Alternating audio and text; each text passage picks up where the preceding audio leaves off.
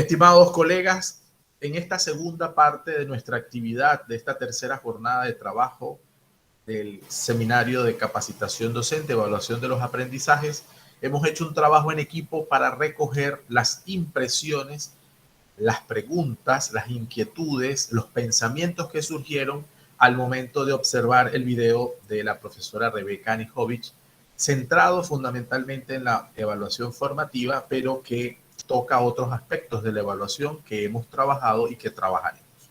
Entonces, cada equipo se ha centrado en compartir sus impresiones de ese video y en formular o en recoger, mejor dicho, las preguntas que fueron producto de la rutina de pensamiento veo, pienso, me pregunto.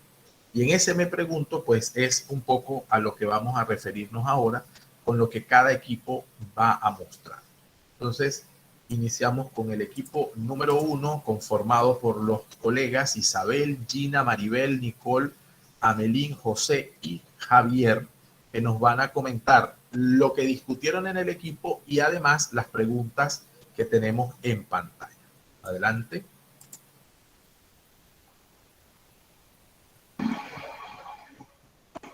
Yo sigo presentando pantalla si no les molesta para avanzar, ¿ok?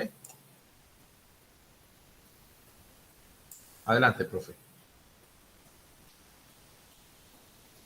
¿Quién va a compartir?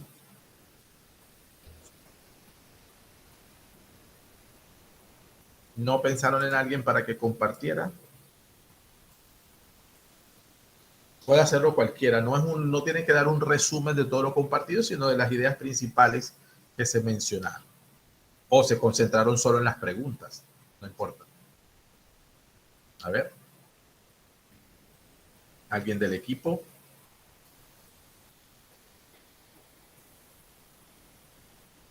Voy avanzando con las preguntas que elencaron en el equipo número 1. ¿Cómo puedo formular buenos criterios para evaluar a los estudiantes? Todos los criterios de evaluación de los estudiantes parten de los objetivos de aprendizaje. ¿Quiere tener buenos criterios? Redacte buenos objetivos. Sencillo, al menos como fórmula. Lo difícil es redactar el objetivo concretamente de modo que permita ubicar el concepto de competencia en términos de lo que hemos dicho, que la competencia tiene conocimiento, tiene actitudes, tiene valores, tiene habilidades, y eso debe resumirse en mi objetivo. Entonces, ¿cómo puedo generar buenos criterios? Si tengo buenos objetivos de aprendizaje que se van a traducir después en indicadores de logro. Entonces, mis indicadores de logro que responden a mis objetivos me permiten hacer una evaluación con criterios adecuados. ¿Cuáles son los puntos que debería tomar en cuenta a la hora de monitorear al grupo de estudiantes en el proceso de evaluación diagnóstica continua? Los puntos los va a definir el currículum.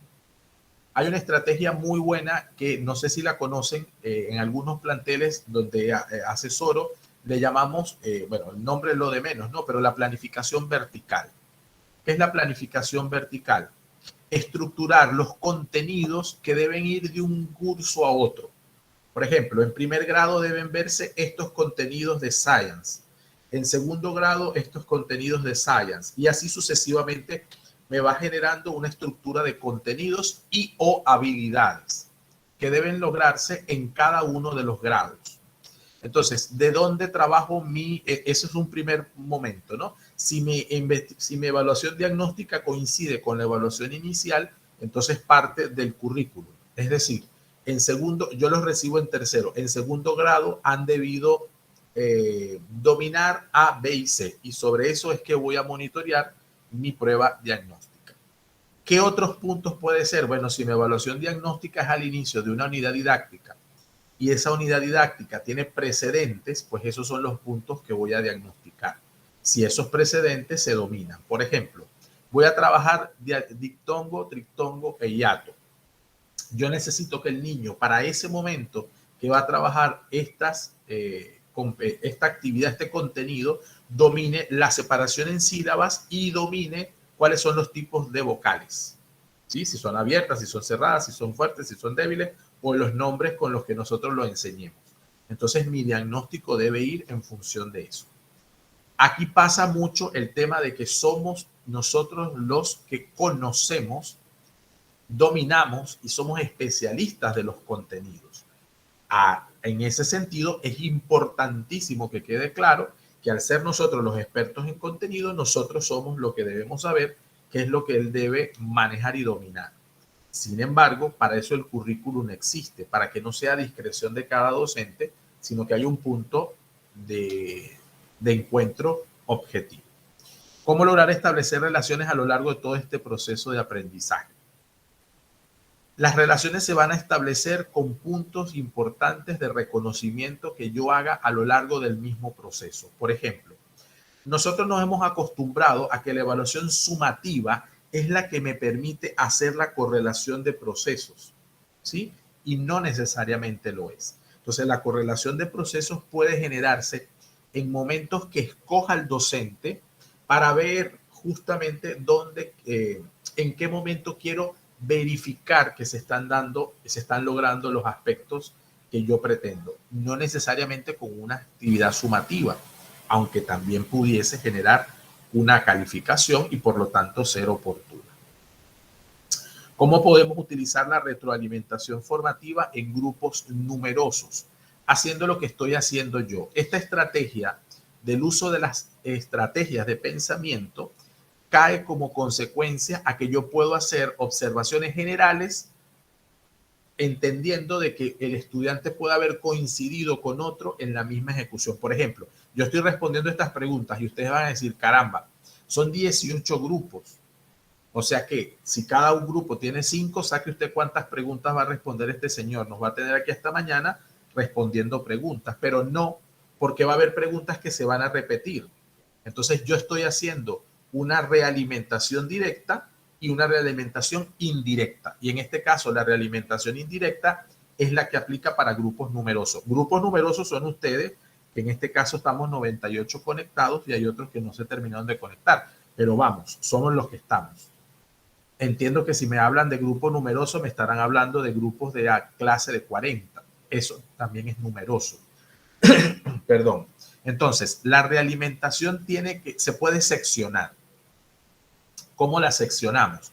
Si el grupo es de 40, yo procuro unas realimentaciones en equipo para que se puedan ver en conjunto. Así, si las hago en público, no estoy señalando a ningún estudiante en particular.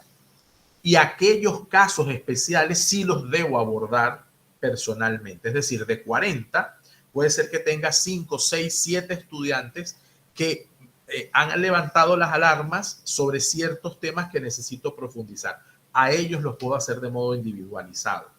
¿Cuándo? Cuando tengo trabajos en equipos. Tengo trabajos en equipos y a estos los voy sacando de forma particular para trabajar de modo particular algunos elementos, ¿sí? En los trabajos en equipo suele darse eso.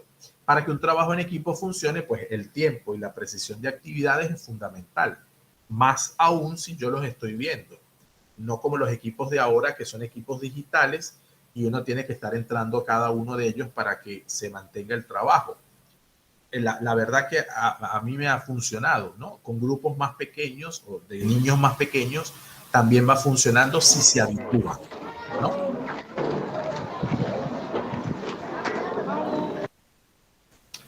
¿Se garantiza en evaluación formativa el éxito en evaluación sumativa? Sí. Sí, precisamente el éxito está garantizado porque el estudiante tiene más conciencia de dónde están sus fortalezas y sus debilidades, que al final es lo que logra la evaluación formativa. Cuando hablamos de éxito es que en la evaluación sumativa los resultados deben ser mucho mejores para el estudiante. No perfectos, pero sí mucho mejores. Importante ese detalle. Interesante las preguntas. ¿Cómo nos aseguramos que el refuerzo entre pares no sea desventajoso para los que tengan debilidades? Esto está muy interesante porque el refuerzo entre pares no lo voy a hacer aleatoriamente, como hemos hecho los grupos. Cuando yo hago un trabajo entre pares donde quiero generar refuerzo y que no sea desventajoso, entonces yo tengo que promoverlo. Es decir, sé quiénes tienen ventajas, es decir, que han ido mostrando mayores habilidades en unos conceptos, en unos contenidos, y quiénes tienen más debilidades o algunos que presenten debilidades. Y voy a hacer la estructura de paridad controlada. ¿Qué es la paridad controlada?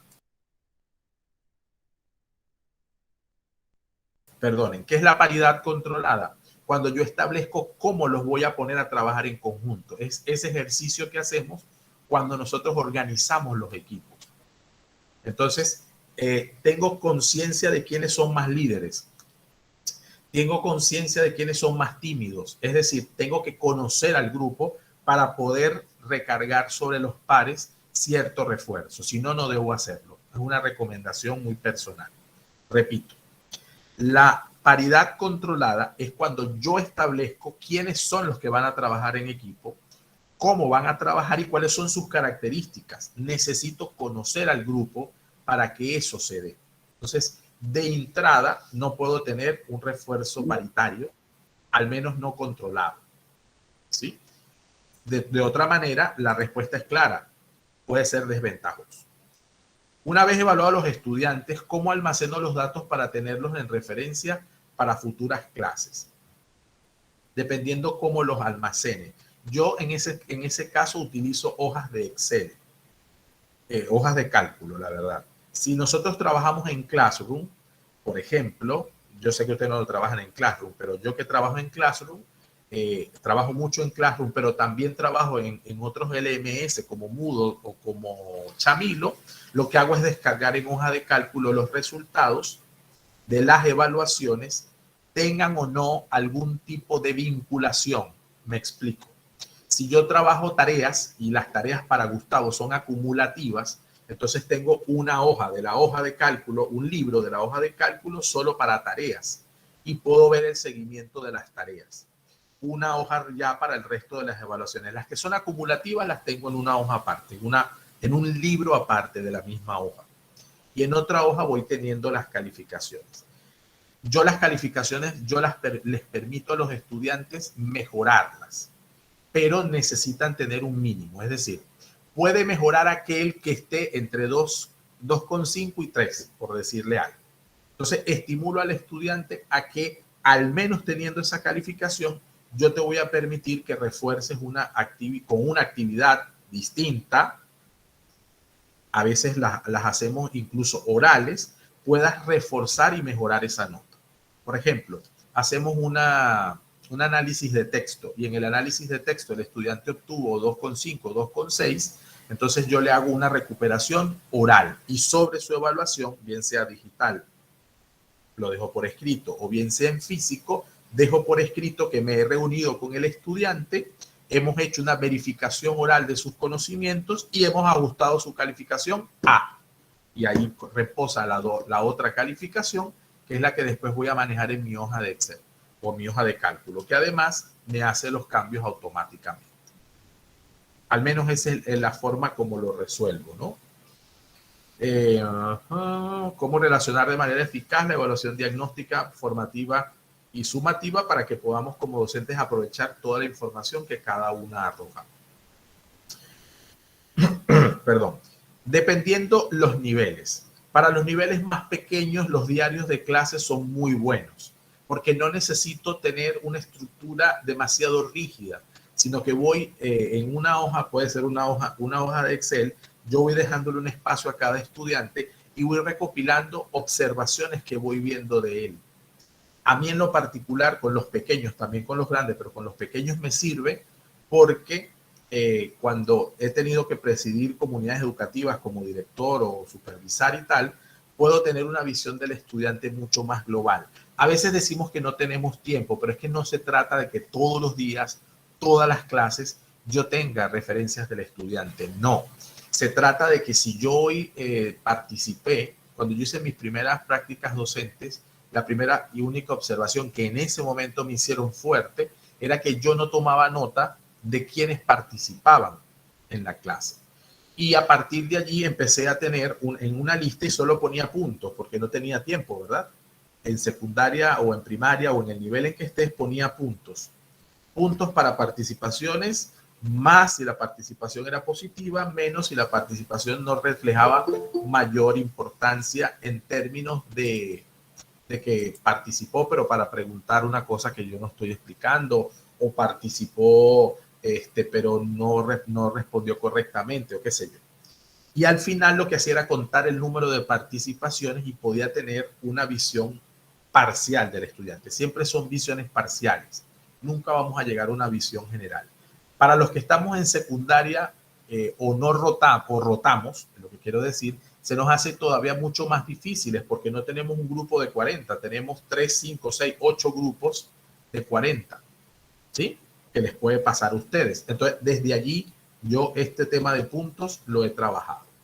En algunos colegios he sugerido que también haya una nómina, un listado de hábitos, responsabilidad, ¿sí? Los hábitos que quiere evaluar el colegio y que el docente los pueda tener a mano. Estoy pidiendo la entrega de un trabajo y yo marco quiénes lo entregaron. Entonces, si hay un criterio que es entrega de trabajos a tiempo, pues ya yo sé que si al finalizar el trimestre hacemos una sesión de evaluación y me preguntan por ese estudiante, mira, a mí me entrega los trabajos, pero todos tarde. Y estoy evaluando el hábito. Pero yo los puedo tener preestablecidos. En el tema de los hábitos puede servir. ¿Ok? ¿Cuáles serán mis frases y objetivos de retroalimentación que utilizaré de ahora en adelante con mis estudiantes? Tampoco se compliquen. En lo particular, sobre todo con los grandes, pero con los pequeños sirve, yo he realizado, esto sí no lo comparto, solo lo sugiero, digo, no lo comparto, no lo publico, pero sí lo tengo. Yo tengo un banco de frases de realimentación. Frases que tienen que ver con el logro de avances. Frases que tienen que ver con llamados de atención. Frases o plantillas que tienen, por ejemplo, el correo que les llegó a algunos ayer, que a las 2 de la tarde no habían entregado la actividad, es una plantilla. Por eso podía sonar al principio como fría, porque es una plantilla. O sea, a esta hora, y yo la tengo para todos los LMS, las aulas virtuales que manejo con horas. Entonces le llega ese mensajito a la persona que no lo ha entregado para que sepa que le estoy haciendo seguimiento y que lo puede entregar. No le estoy quitando el derecho a entregarlo, pero que sepa que si su calificación no es 100, es 95, es porque el sistema me arrojó que lo entregó fuera de tiempo, pero lo entregó. Entonces, valoro otros aspectos, pero también la puntualidad. Entonces, repito, tengo un banco de frases que construyo. Por ejemplo, voy a evaluar un portafolio, salvo que tenga las rúbricas, que ya voy a entrar en ese tema, salvo que tenga las rúbricas, tengo ese banco de frases que me permiten dar realimentación y lo que hago es colocarlas para agilizar el tiempo. ¿Okay? ¿Qué criterios universales se deben tomar a la hora de preparar rúbricas formativas? El criterio universal de las rúbricas formativas es que no tienen puntos. Ese es el mayor criterio universal. La rúbrica nació para la evaluación formativa. No lleva puntos, no acumula puntos y no tiene que visualizarse puntuaciones, sino niveles de logro. Ese es el criterio universal sobre las rúbricas formativas. Nuestros sistemas, como son sistemas numéricos, tenemos al final que colocar una nota. Y yo eso también lo entiendo porque me pasa. Pero el foco fundamental de la rúbrica es que es sin nota. Y el segundo criterio universal es que es descriptiva. Y lo he colocado en el documento que les compartí desde ayer y que vamos a trabajar ahora, ¿sí? Es este guión de recomendaciones, donde yo expresamente distingo que la rúbrica no lleva números, no es una escala de estimación. A veces le estamos diciendo rúbricas a las escalas y usamos rúbrica porque es la novedad. No, la rúbrica nació en el ambiente de la formación por competencias y es descriptiva, con lo cual ya ahí está el banco de realimentación. Por eso dije claramente, tengo un banco de realimentación salvando que use rúbrica. Si no, ya no necesito hacer ningún banco, porque la rúbrica tiene claramente la idea de realimentación. Ha logrado todo, por ejemplo, estoy trabajando en infografía y doy los conceptos. Ha trabajado todos los conceptos sugeridos o recomendados o indicados para elaborar la infografía. Trabajó algunos conceptos. No trabajó ninguno de los conceptos dados. Son 3 niveles. si yo marco alguna de ellas, ya estoy dando la realimentación. No tengo que llover sobre mojado. O sea, no se trata de que la realimentación sea larga, sino que sea efectiva, que le diga al estudiante en qué debe mejorar, incluso sugerir cómo puede hacerlo. Era un poco lo que decía la profesora cuando nos decía que en Sócrates se podían dar las explicaciones. Bueno, yo puedo hacerla muy amplia o muy corta. Lo que siempre puedo es ser efectivo. O sea, esto necesitas revisarlo. Te voy a sugerir, ve este video para que refuerces esta actividad. O visita esta página web que es mi portafolio, donde yo explico cómo se hace la factorización. O mira cómo se hace la notación científica. O ve este video donde yo explico la relación o el trabajo con la sustancia. Qué sé yo, de acuerdo al contenido que yo esté trabajando. ¿Okay?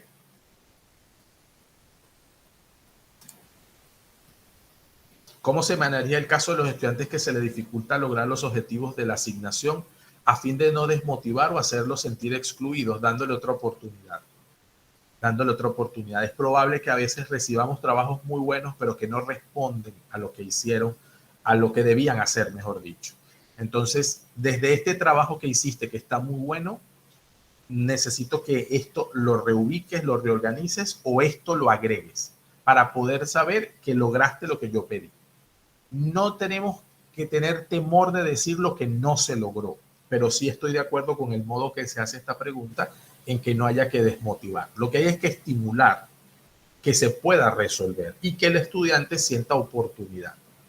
¿Okay? Sobre todo si vamos de pequeños a más grandes, ¿no? Por ahí circula un meme que dice, un meme sobre docentes que dice algo así como, yo puedo ser benevolente contigo, pero en el trabajo no lo van a hacer.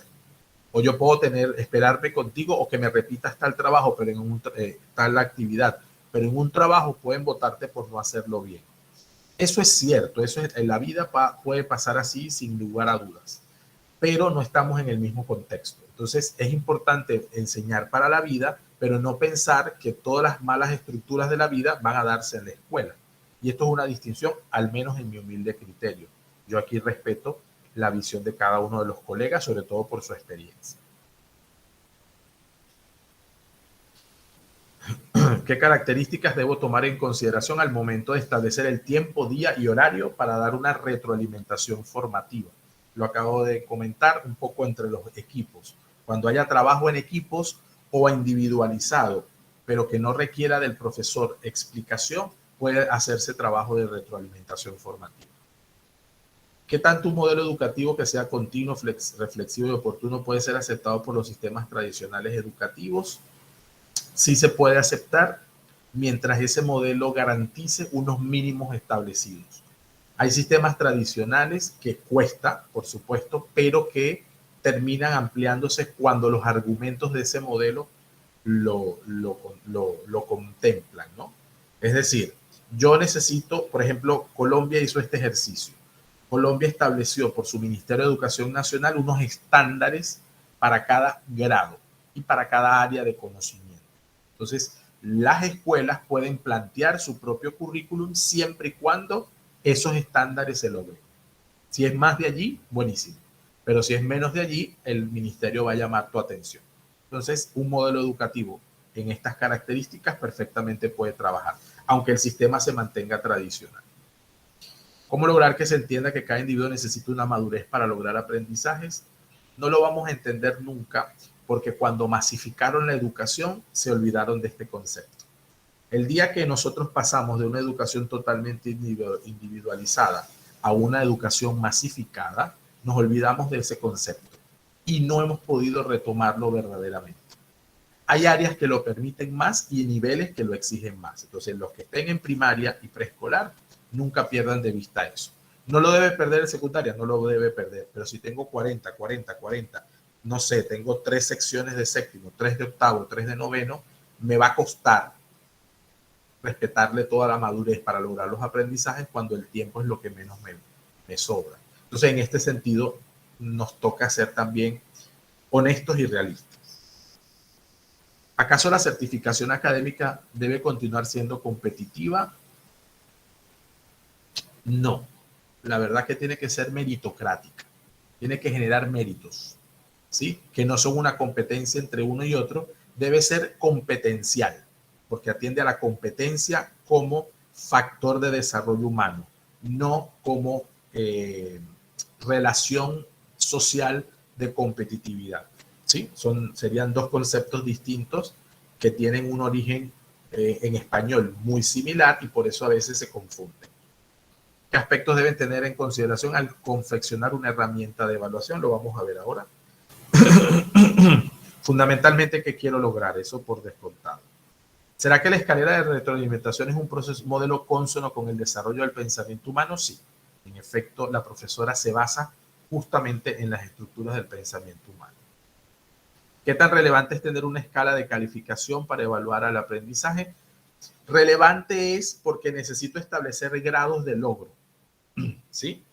Lo que es irrelevante es que ese grado de logro sea la etiqueta para el estudiante, ¿sí?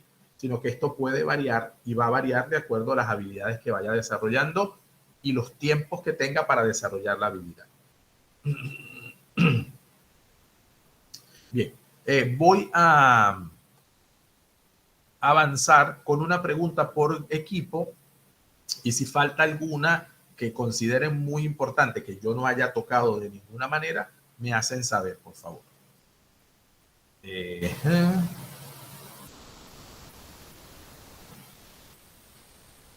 Ok, ¿cuáles son las técnicas eficaces para despertar el interés de los estudiantes? Estamos hablando de técnicas de estudio, técnicas de enseñanza y aprendizaje. Yo soy de la experiencia que las técnicas eficaces que despierten el interés son aquellas que los involucren en el trabajo. Si él es solo un auditor o un audiente, dicho en un lenguaje bastante forzado, pero si es solo un audiente, si es solo un espectador, probablemente el interés nunca va a tocar. Cuando él empieza a participar de ese proceso, llama su atención. La gamificación está entrando mucho en todo este tema, no necesariamente la gamificación tecnológica, también hay otros aspectos de la gamificación que pueden retomarse. ¿En qué momento del acto docente debo hacer una transición de una evaluación a otra? No la haga, profesor, porque va a encontrar momentos en que no necesariamente tiene que hacer transición. Sencillamente va en las mismas necesidades y sus propósitos le van a definir cuándo hacer ese cambio. Y también va a haber momentos en que no necesita cambiar, sino que un tipo de evaluación o un propósito que usted tenga de evaluar va a hacer confluir alguno de los tipos de evaluación. Entonces, por ese lado no se preocupen. Eso no va a ser una situación que requiera mayor discusión. Lo que sí requiere es conciencia. Estoy diagnosticando y a la vez es sumativa, porque la estoy haciendo al inicio. O estoy haciendo una evaluación formativa, pero estoy ponderando, porque es una entrega que ya yo había establecido con nota, pero hago evaluación formativa. Es decir, no solo coloco la nota, sino que le digo por qué tiene esa nota. Y lo estoy haciendo formativo. ¿Qué papel desempeñan los estudiantes en la evaluación? Pues son el centro del proceso. ¿Cuándo se debe utilizar la rúbrica y cuándo la lista de cotejo? Lo voy a decir ahora.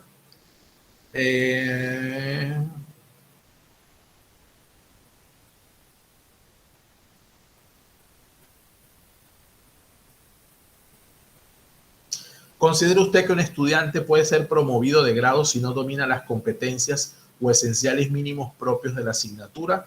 Esto para los estudiantes de primaria. Sí, debe ser promovido, porque la visión en primaria, la visión es integral. Porque si el estudiante, el sistema nos dice que nosotros promediamos, y si el promedio le da, él avanza. Entonces, promovido bastante.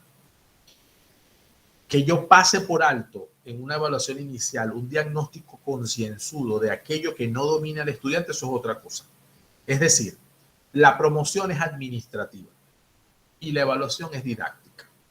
Entonces, aquí es donde la evaluación, donde la didáctica y la administración tienen que llegar a un punto intermedio. Repito, la promoción es un proceso de acreditación y eso es administrativo. El estudiante avanza porque la nota le da, la nota promedio le da. Él reprobó matemática, pero la nota promedio le da, cosa que no pasa en secundaria. Entonces, como él avanza, él promueve administrativamente. Yo no lo puedo detener. También es cierto que desde el punto de vista de los niveles primarios, y voy a referirme porque es lo que me hace la pregunta, en los niveles primarios, en atención al respeto por los procesos individuales, hay estudiantes que desarrollan unas habilidades en unos tiempos distintos a los otros, con lo cual yo lo puedo promover de un segundo a un tercero, aún no sabiendo leer corrido, pero él puede salir con la lectura corrida en tercero. Cuesta, claro que va a costar. ¿Va a requerir apoyo adicional? Seguramente lo va a requerir, pero puede ser promovido, porque es probable que no esté totalmente maduro para la lectura corrida, cosa que tendría que haberse resuelto entre primero y segundo, por poner un ejemplo.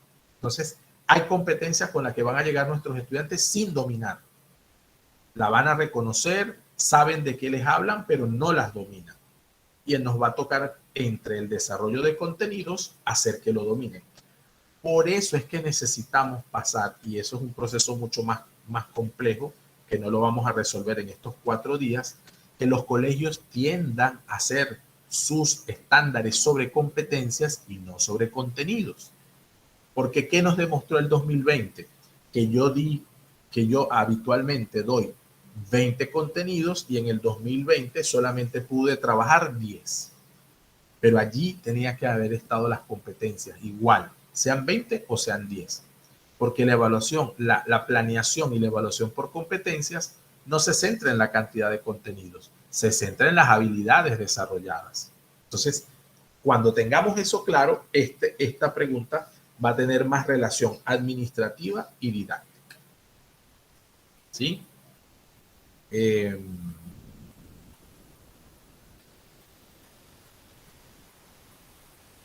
Están las universidades y la Normal de Panamá aplicando y preparando a los nuevos educadores con este modo de evaluación de los aprendizajes.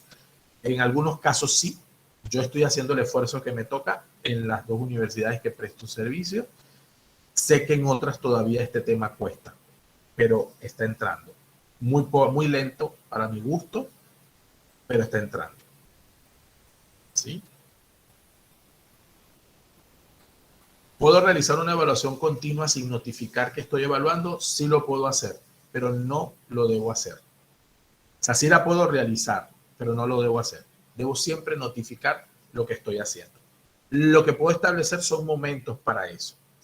A ver, si yo estoy en preescolar, y estoy evaluando y estoy viendo conductas no repetitivas, yo puedo guardar el proceso, pero si las empiezo, a ver, aquí hay 3 cosas. Una, si la acción es recurrente, necesito notificarlo cuanto antes, porque es recurrente. Si son situaciones aisladas, sin conexión, yo las recupero y en un momento determinado las presento. Si son distintas, pero las puedo conectar, es decir, que tienen un factor común, entonces debo hacerlo de forma inmediata. Yo en el preescolar recomiendo que durante un periodo al menos de un trimestre, el docente haya podido hablar al menos 3 veces con el padre de familia. ¿Sí? Al inicio del periodo, a la mitad del periodo y al cierre cuando entregamos pues, los boletines informativos o como le llamemos, con los resultados del trimestre. No menos de 3. Con los niños pequeños. ¿Qué pasa con los de primaria? Que los de primaria van recibiendo calificaciones y eso es lo que el padre le llega, eso es lo que el padre valora y a lo que el padre le da importancia. Si yo además le ofrezco al padre una realimentación un poco más completa, en casos que lo necesiten, casos que debo llamar la atención, casos que después me van a decir, pero ¿por qué no me dijeron antes para yo buscar un correctivo al asunto? Entonces yo lo puedo hacer a través de otros aspectos.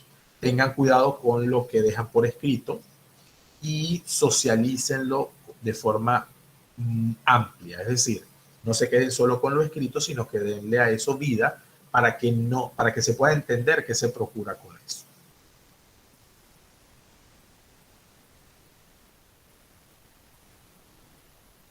Los vínculos con los estudiantes para poder evaluarlos de manera formativa ayudan mucho las rúbricas. Ya voy a entrar en ese tema mayor. ¿Cómo se convierten en evaluaciones intersubjetivas los 3 tipos de evaluación? Cuando yo en la técnica de evaluación, técnica, no instrumento, técnica, y lo aclaro en el video que les dejé allí, cuando yo en la técnica no solamente trabajo un tipo de técnica, sino que varío o complemento la observación con otro tipo de técnicas, de pruebas escritas o de pruebas orales o técnicas de trabajo oral, técnicas de trabajo escrito, técnicas de trabajo cooperativo o técnicas de observación. Cuando yo uno varias técnicas, puedo tener una visión mucho más global de la evaluación y ahí se puede convertir en intersubjetiva. Voy a poner un ejemplo. Yo observo, por ejemplo, pasa con mi hijo, creo que se los mencioné el lunes. Mi hijo se pone muy nervioso cuando hace exámenes escritos. Si a él lo ponen a hacer una charla, si él él lo hace bien y entra en el trabajo. Pero los exámenes escritos le generan una particular aprehensión. Que la ha ido trabajando, la ha ido superando, la ha ido mejorando, buenísimo. ¿Qué han hecho sus docentes? Sus docentes han comprendido, primero que han observado que esto les pasa. Es decir, un niño que en clase me responde todo lo que le pregunto y después en el examen le hago la misma pregunta y no me lo responden, algo está pasando. ¿Sí? Entonces han anexado la técnica de la observación para darse cuenta de otros aspectos del estudiante. Entonces, cuando presenta pruebas, claro, todavía está pequeño, cuando presenta pruebas, se acercan a él, le ayudan a que respire, le preguntan si necesita algún tipo de apoyo, él formula su pregunta y baja la tensión. Entonces, eso es intersubjetivo. No estoy evaluando solo un contenido, lo estoy enseñando para la vida. Eso son detalles y no es que pierden tiempo, no es que descuidaron al resto de los estudiantes ni nada por el estilo, sino que se han ido dando cuenta que él, como él, otros, van teniendo esta situación y las van trabajando. Y a eso le complementan que lo llaman aparte. 2, 3, 4. Cuando están en actividades en equipo, cuéntame, yo sé que esto lo sabes. ¿Esto cómo se hace? Matemática o en inglés o en donde sea. ¿Esto cómo se hace? No, si se pierde la aprehensión que tenía en el examen. No, si esto se hace así, así, asado. Y hacen una evaluación intersubjetiva. A eso me refiero. Es decir, he logrado conectar con la persona, con el niño, con la niña, con el estudiante, lo he traído a mi terreno respetando su situación y lo he hecho que me diga lo que yo necesito que él aprenda. No me lo pudo decir por escrito, pero me lo pudo decir por... Entonces le dice, bueno, ahora escríbelo para poder visualizarlo y que quede respaldo. Y dejan su nota. No es que tenga 5, es que aprenda. ¿Sí? Y eso también lo conversamos con él en casa. Yo no quiero un niño de 5, quiero un niño feliz. ¿Sí? Porque ese niño feliz va a resolver los problemas de la vida. El niño de 5 probablemente no necesariamente, pues. ¿Sí? El niño de 5 se le vale, se le valora y se le felicita. Y si lo merece, lo merece. Pero si no tiene 5, pero muestra esfuerzo, muestra trabajo continuo y resuelve problemas, ese va a tener éxito y ustedes lo saben eso mejor que yo. ¿Pueden los estudiantes de primaria baja, me imagino que se refieren a primero a tercero, autoevaluarse, coevaluarse o evaluarse entre ellos? Sí. Si se lo promovemos y se lo empezamos a enseñar, sí. Sobre todo, ¿por qué? Porque la coevaluación, si la seguimos haciendo, ponle una nota a tu compañero, eso siempre va a ser un problema. Ahora, ¿qué técnicas he utilizado yo? Ponlo por escrito, ¿sí? O dale una rúbrica al propio niño, muy sencilla, ¿sí? Y sobre esa rúbrica, coméntale a tu compañero qué ves. Eso ayuda a que el estudiante se centre a, no es que me gustó, no, a mí me gustó lo que dijiste. A mí me pasa en la universidad, en maestría. Están haciendo presentaciones y el microclase, yo hago microclases en una asignatura, perdón, que se llama mediación de los aprendizajes. Y los colegas maestrantes hacen microclases a partir del modelo de la microenseñanza. Y hacen presentaciones y entonces tú ves compañeros, otros maestrantes, que ya tienen 10 materias, porque es la 10ª materia del programa, y a mí me gustó lo que dijiste. No, es que te guste, aquí no es un tema de gustos. Aquí hay una rúbrica que hemos compartido que dice qué es lo que él debe lograr como actividad inicial, como actividad de desarrollo y como actividad de cierre. Eso lo ha cumplido ¿Consideras que lo ha cumplido completamente, parcialmente, le ha faltado? Entonces, cuando el criterio, para resumir, está claro para autoevaluarse y para coevaluarse, miren, desde preescolar lo pueden hacer. Y tengo experiencias concretas. ¿Sí? ¿Qué factores afectan la estrategia de retroalimentación formativa? El número de estudiantes y la cantidad de clases que a veces tenemos, que por supuesto eso merma poderlo hacer bien. ¿Cuáles son las ventajas de un portafolio virtual? El respaldo de todos los trabajos que hemos hecho durante un periodo. De hecho, un detalle que a mí me ha servido en el portafolio es indirectamente darle la oportunidad a algunos estudiantes que les faltaron trabajos previos a que los hagan para el portafolio porque lo he pedido para el portafolio. Y es una manera de, yo no te estoy recuperando el trabajo anterior, puedo hacerlo. Pero en el fondo lo que quiero es que desarrollaras el contenido y lo lograste hacer. Entonces, las ventajas del portafolio virtual para generar síntesis son muy positivas. Lo viví en mi vida, lo viví en mi estructura académica y lo he vivido en la experiencia.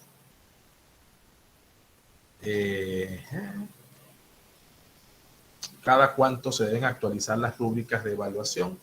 Cada vez que modifiquemos los objetivos de aprendizaje. Porque las rúbricas estáticas no sirven, pero ayudan. Y a ver, esta iniciativa puede servir mucho. En unos determinados colegios hicimos un banco de rúbricas. Todo el mundo se centró en rúbricas porque además la capacitación era solo de rúbricas. Evaluación formativa era la base, pero era solo de rúbricas. Hicimos un banco de rúbricas. Entonces, hay unas rúbricas que se quedaron aprobadas por todo el claustro docente porque son habilidades permanentes de trabajo. Me explico mejor.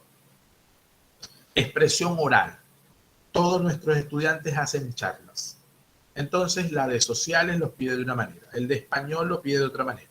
La que da artística lo pide de otra manera. La que le dio música lo da de otra manera. En religión me lo pidieron de otra manera. No. La rúbrica identificó lo que todos queremos que un estudiante desarrolle al expresarse oralmente en una charla. Todo el mundo estableció los criterios y entonces el departamento de español propuso unos niveles de logro. Todo el mundo lo revisó y se aprobó. Entonces, todo el colegio maneja la misma rúbrica y lo que hace es adaptar a cada nivel el grado de exigencia. Pero todos necesitamos que manejen la dicción. Todos necesitamos manejar la voz. Todos necesitamos dominar el contenido. Todos necesitamos evitar las muletillas. Todos necesitamos hacer gestos acorde a lo que decimos. Eso lo necesita en sociales, en español, porque es una habilidad de comunicación, indistintamente la asignatura. Entonces, hay rúbricas que pueden mantenerse de esta manera. Rúbricas para infografías, rúbricas para mapas mentales, rúbricas para mapas conceptuales o para gráficos del pensamiento visual, para las actividades que se quieran. Y el claustro puede ponerse de acuerdo. Con un colegio de La Salle en Honduras logramos hacer este ejercicio en un portafolio común y le han ido haciendo modificaciones porque el claustro lo ha pedido. El claustro en un momento pidió distinguir, en este momento no recuerdo en qué rúbrica concreta, separar lo que se hacía en primaria de lo de secundaria, porque le agregaron unos criterios. Le dije, no hace falta quitarlos, no hace falta separarlo.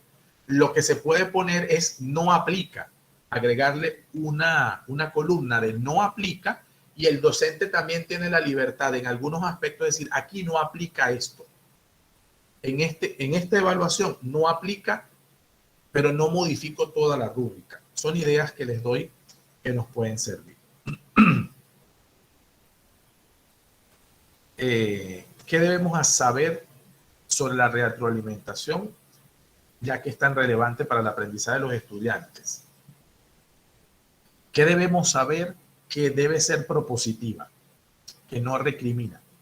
Debemos saber que al ser propositiva sugiere cambios y como sugiere cambios, necesita oportunidad de cambio. Entonces, una realimentación que solo identifica dificultad, pero no da el espacio para trabajar esa dificultad, se vuelve infértil. Entonces, probablemente, para que sea productiva, necesita estos tres espacios. Que sea propositiva, que indique cómo deba resolverse y que dé el espacio para hacerlo.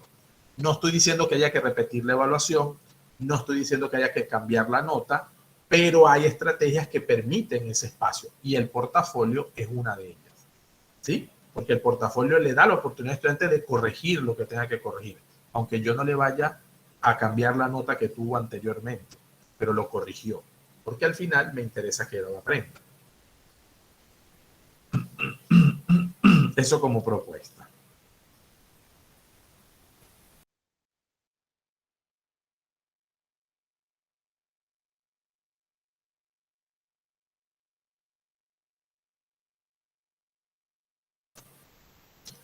A ver, aquí hay una pregunta importante que me parece fuerte también, pero interesante.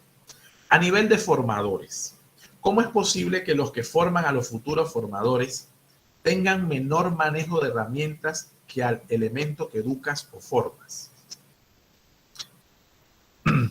Pasa. Y está pasando porque estamos en una época convulsionada de cambios en las maneras de educar. Entonces, dicho en un lenguaje bastante coloquial, se nos están viendo las costuras. Se nos están viendo las costuras porque seguimos evaluando a un estudiante del siglo XXI con esquemas del siglo XX. Estamos evaluando a un estudiante de una visión tecnológica con la visión con la que nos evaluaron a nosotros. Y le estamos exigiendo cosas a nuestros estudiantes que fueron las que nos exigieron a nosotros y que no están en contraposición a lo que se necesita en la sociedad, pero tampoco se acercan a otras exigencias. A nosotros nadie nos enseñó a trabajar en equipo. Nosotros trabajamos en grupo y sin mayor quizás conexión con todo lo que se debía. O trabajamos en grupo, pero no conscientemente para pensar que en el trabajo necesitaba hacerlo. Ahora las empresas nos piden expresamente, la sociedad nos pide expresamente que el egresado sepa resolver problemas. Probablemente es que no está saliendo con esa capacidad. Que sepa trabajar en equipo, que tenga inteligencia emocional. ¿Y por qué? Bueno, porque tenemos cantidad de gerentes que saben mucho, pero no saben manejarse emocionalmente. Entonces, probablemente este fenómeno que reporta el equipo 15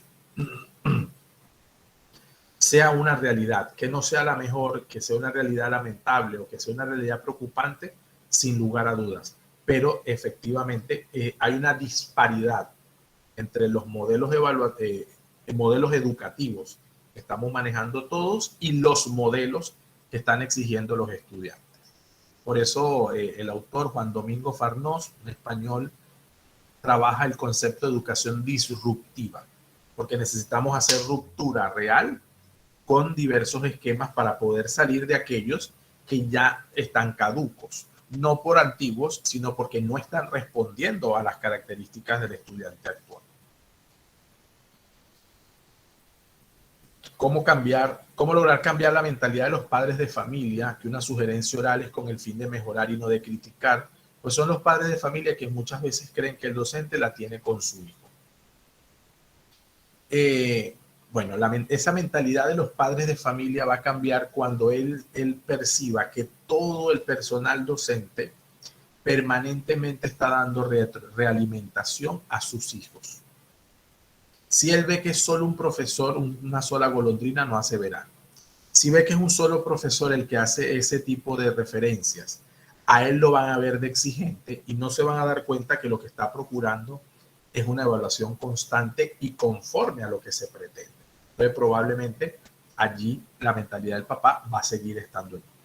Luego, cuando el papá ve que las sugerencias orales se revierten en las calificaciones y no ve acompañamiento, pues probablemente el papá perciba injusto todo este tema. Entonces yo creo que las referencias orales deben irse a lo escrito, deben reposar como una manera de acompañamiento y que se note que lo estoy haciendo en función de la mejora del niño y no de la crítica. A veces es el cómo y no el qué. Eso también pasa mucho. Acabo de recuperar el wifi. Muy bien, profe, bienvenido.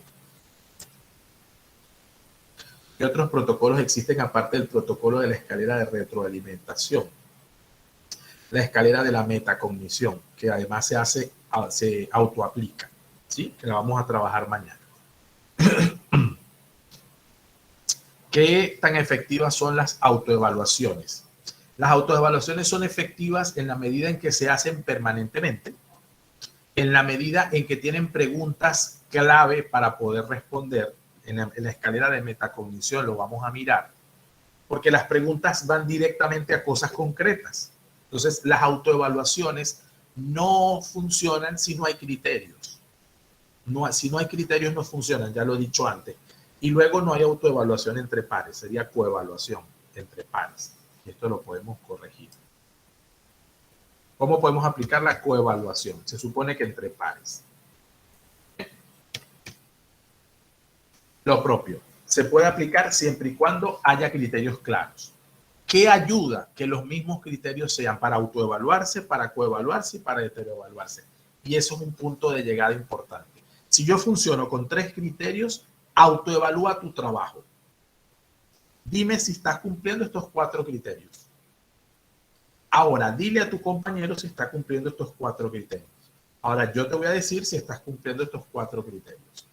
Si es por escrito, funciona a veces muchísimo mejor, porque al marcar el criterio, no estoy haciendo que el alumno redacte algo que esté mal dicho, que pueda sonar altisonante. Aquí hay un tema de delicadeza importante y prudente. Pero si el niño se habitúa a la autoevaluación, comienza a ser efectiva en un grado sumo, ¿sí? Porque la autocrítica a veces no la educamos. A veces hay unos que tienen mucha autocrítica, pero es porque responden a permanentes críticas, ¿sí? Entonces su autocrítica a veces le baja la autoestima, que no es lo mismo que educar la autocrítica, es decir, visualiza el contexto. Yo no me estoy metiendo con que eres mala o buena persona, que ese es otro detalle, sino en este trabajo concreto te faltó esto. ¿Y cómo lo resuelves? De esta manera. Entonces nos centramos en habilidades concretas y no en perspectivas de toda la vida. Bien, profes.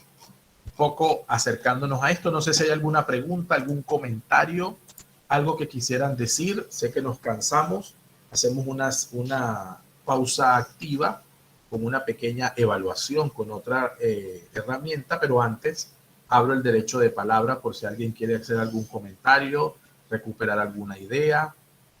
Espero que no se hayan dormido mucho con lo que estamos discutiendo.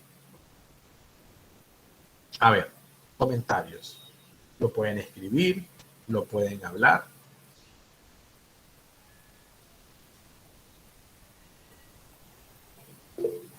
Profesora Eva.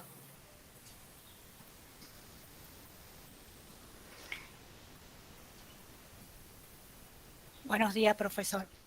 Buenos días, profe. Adelante. ¿Qué usted opina sobre la evaluación que realizan a veces los estudiantes? Si es recomendable las evaluaciones sí, pueden ser evaluaciones que realizan los estudiantes a los docentes. ¿Qué beneficio tiene y si entra dentro de esto de los aprendizajes? Porque,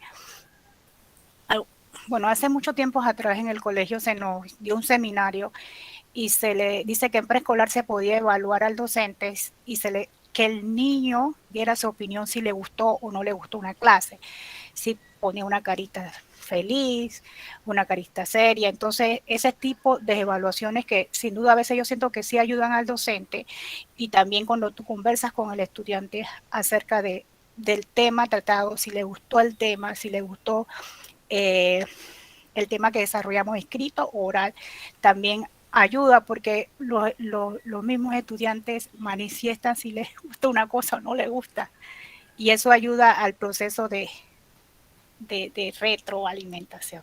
Eso es todo. Gracias. Vale, profe. Distingo que eso que mencionas es evaluación del desempeño. es un área de la evaluación, pero que no es del área de aprendizaje. Entonces, por lo tanto, tiene una connotación totalmente diversa al momento de referir.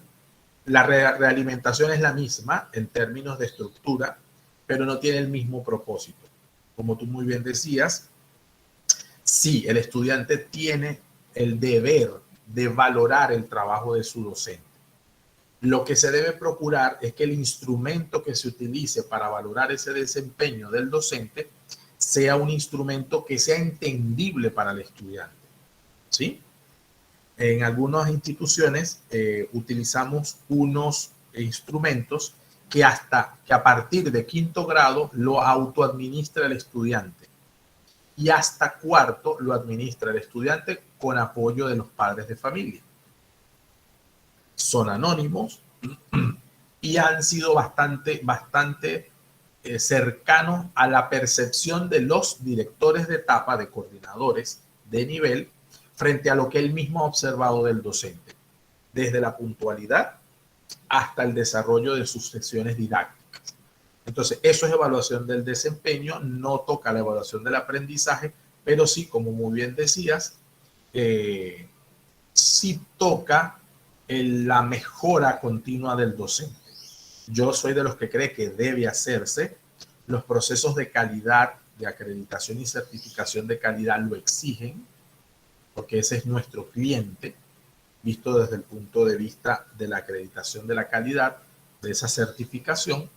Y luego yo creo que es oportuno para nosotros recibir el feedback de qué es lo que está sintiendo ese aprendiz al momento de interactuar conmigo en una clase, en un evento, en un proceso, ¿sí? Lo puedo valorar diariamente también. Pero las mismas instituciones deben promoverlo como una especie, como una estructura técnica, ¿sí? Y en los colegios en los que hemos acompañado a nivel de consultoría con estos procesos, ha dado muy buenos resultados, siempre y cuando también se le comunique al docente los resultados de esa evaluación. Porque si no los conoce, poco va a cambiar en su estructura. ¿Sí? Gracias, profe, por tu intervención. Gracias. ¿Algún comentario más? Profesora Arle. Buenas. Antes que estaba pasando por las preguntas de los equipos, en el grupo 8, tenían como la tercera pregunta, creo que era, decía, si la retroalimentación debe separar lo negativo de lo positivo, ¿cómo debo actuar en el caso de que el alumno no tenga o haya hecho algo que pueda ser elogiado? ¿Qué opina usted? Me gustaría escuchar. Sí. Cuando yo no tenga nada que elogiar de una actividad de un estudiante, no lo dice Rebeca ahora en este video, lo dice en otras actividades y ha sido mi experiencia. Empezamos con preguntas. Es decir, utilizamos preguntas para indagar qué pasó en la cabeza, en la mente, en el corazón, en las emociones del estudiante al momento de resolver una actividad. ¿Qué te pasó acá? Verificamos si hubo nervios, si hubo distracción, dormiste bien. Es decir, generamos una serie de preguntas que baje la tensión. No te voy a dar elogios que no tienes y en eso no podemos ni debemos mentir, ¿sí? Pero positivamente me intereso por lo que sucedió. Y a veces recibimos respuestas inimaginables. Desahogos, situaciones que no conocemos del estudiante, que nos ayudan a acercarnos a ese conocimiento. Desde eso hasta respuestas tan sinceras como, bueno, no estudie. Entonces, la mayor realimentación se la está dando él mismo. Ahí hay una autoevaluación clara. No te estás engañando. Realmente no estudiaste. Me ha pasado en algún momento. Es decir, o sea, la sugerencia técnica es que se formulen una serie de preguntas que indaguen sobre lo que sucedió alrededor de la ejecución de esa actividad y que puedan dar luces para poder tomar decisiones. Porque esa es otra. Cuando realimentas es que necesita, como he dicho, hay un paso de recuperación. ¿Lo va a ver? ¿No lo va a ver? ¿Lo va a ver de otra manera? No hay oportunidad de hacerlo. O sea, todo eso el estudiante necesita tenerlo claro. Yo creo que eso puede ayudar. No te elogio, tampoco te voy a caer encima. ¿Sí? Y si te caigo encima, lo hago propositivamente, preguntándote qué sucedió y evidenciándote en qué aspectos necesitas revisar. ¿Sí? Lo han hecho con mi hijo, lo repito, en términos de evaluación sumativa que han requerido una realimentación particular. Y uno lo agradece. Profesora Gracias. Sofía, a ti, profe, por la pregunta. Profesora Sofía. Buenas tardes, profesor. Aquí, en una disyuntiva, porque siento que este momento es muy importante, no solamente porque estamos lidiando con una educación virtual casi por 2 años, pero especialmente por los niños y los padres de familia. Entonces me pongo a pensar que más que nunca la retroalimentación debe ser inmediata, pero siento que hay una delgada línea allí, especialmente cuando nos comunicamos con el padre de familia, y más en estos momentos, donde siento que al niño hay que darle el espacio para que se adapte al colegio nuevamente. Desde que me tengo que levantar temprano hasta que ya no va a estar con mamá y papá, especialmente desde los chiquiticos hasta los más grandes. ¿Cómo usted manejaría una retroalimentación sin que el padre sienta que es una queja? Porque siento que el estudiante hay que darle un espacio para que se adapte, no sé cuánto tiempo, antes de retroalimentar y que el papá sienta que es una queja. Entonces, eso es lo que estaba aquí pensando. Sí, yo lo que creo, profe, es que debemos distinguir la realimentación que apunta a la globalidad del estudiante, que incluye sus emociones, su comportamiento, exacto, su disciplina, sus hábitos, a la realimentación de una actividad evaluativa. Es decir, aquí la realimentación se refiere el estudiante hizo una evaluación. Yo le apliqué un examen y en ese examen él obtuvo una nota deficiente o por debajo del mínimo aprobatorio. La realimentación se centra efectivamente en los resultados.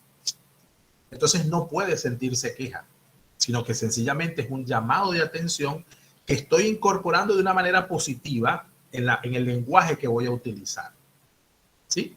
Para distinguirte una de otra, porque lo que dices tiene mucha lógica.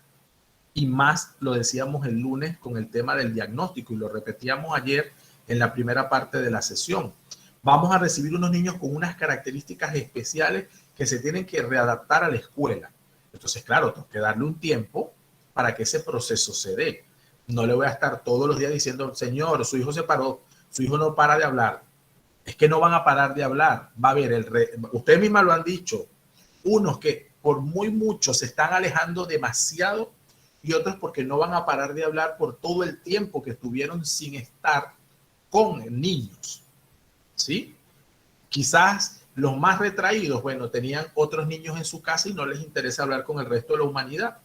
Otros eran solos y les pegó por ensimismarse. Y otros, porque eran solos, ahora hablan hasta por los codos. Ejemplo mío. Que ahora es único hasta ahora y habla muchísimo. ¿Qué les puedo decir? Como el padre que no para de hablar. Pero adicionalmente está el confinamiento. Entonces, ahora está hablando mucho más de ciertos temas y a veces puede sonar hasta monotemático y nosotros le damos el feedback y solamente de esto y esto no hablas. Le preguntamos. Entonces él mismo no me había dado cuenta. Él habla así tipo niño Disney, ¿no? Entonces no me había dado cuenta. Entonces empieza a hablar de otra manera. Entonces, profe, yo distinguiría las dos realimentaciones. Una que se va a desarrollar en función del comportamiento, las emociones y el desempeño del estudiante en cuanto a sus relaciones sociales, adaptación, hábitos, y otra que se va a centrar concretamente en una evaluación. ¿Sí? Y entonces esa segunda no tiene por qué verse como una queja. Profesora Indira. Bueno, era para hacer más bien me quedó una duda sobre lo que había comentado la profesora Eva, sobre el desempeño de ella, cómo es evaluado por los estudiantes, en donde también yo estuve en un colegio donde se evaluaba los estudiantes nos evaluaban a los colegas, después nosotros a los directivos, y así sucesivamente todo el personal evaluaba a cada quien al otro. Pero en este colegio, pues yo no he visto, no sé quiénes son los que se encargan de evaluar entonces el desempeño de nuestros administrativos y superiores, porque nunca he tenido chance de saber en estos tiempos, porque en este tiempo fue otro, en esa evaluación. Sé que no tiene nada que ver, pero pienso que y considero que es importante porque somos un grupo, un equipo que trabaja juntos en una institución y es necesario saber. Sí, por mucho tiempo el concepto de evaluación del desempeño se manejó vertical, unidireccional. Es decir, solo los superiores evaluaban a sus inferiores verticalmente y unidireccional. Y ese proceso de evaluación del desempeño nos acompañó por muchísimos años. Ahora, desde que se introdujo algunos esquemas de la fundamentación de las organizaciones y sus estructuraciones, se ha introducido una evaluación del desempeño bidireccional, horizontal y vertical. Es decir, que nos evaluamos entre nosotros, nos evalúan nuestros superiores y nosotros los evaluamos a ellos. Entonces, ese esquema ha llegado a las escuelas. Pero solamente hay conciencia de ello cuando o la perspectiva del equipo directivo o del director maneja estos datos o hay certificaciones de calidad que obligan a que eso se dé así. Entonces, de cualquiera de las dos formas es necesario. Es vital, y lo es, pero como no se le ha visto la importancia y en muchos casos no se muestran los efectos positivos, preferiblemente, entonces se ha dejado a un lado, porque es un tiempo que hay que dedicar y a veces entre la carrera no se dedica. Segundo, en ese proceso bidireccional de evaluación y horizontal y vertical, también a veces queda la duda de quién tabula los resultados. ¿Sí? Claro, ya hoy en día hay otras herramientas tecnológicas que te hacen ese trabajo y te ofrecen de una vez la tabla, el gráfico y todo lo demás. Pero antes no. Entonces también ese proceso llevaba consigo una carga de trabajo adicional a mucha gente que prefería dejarse para después y no se hacía. Pero como usted dice, profe, aunque no sea contexto directo de lo que estamos hablando, yo, como usted, considero que es bastante importante y necesario. Muchas gracias, profesor. A ti, profe. ¿Algún comentario más? Ok, profe Iluminada, estoy viendo su mensaje. Ya le voy a compartir la invitación. Ok, profe. Tenemos en este espacio un documento. Yo no pretendo leérselos todo. Tampoco nada, sino presentar el documento para que lo podamos leer en un trabajo individual. Un poco al estilo de lo que hicimos ayer, pero sí voy a mostrar cómo está constituido para que ese mismo trabajo nos pueda ser de mucha utilidad. Seguro no, estoy convencido de que algunos ya lo abrieron y ya lo han revisado y eso es muy positivo porque va mostrando interés.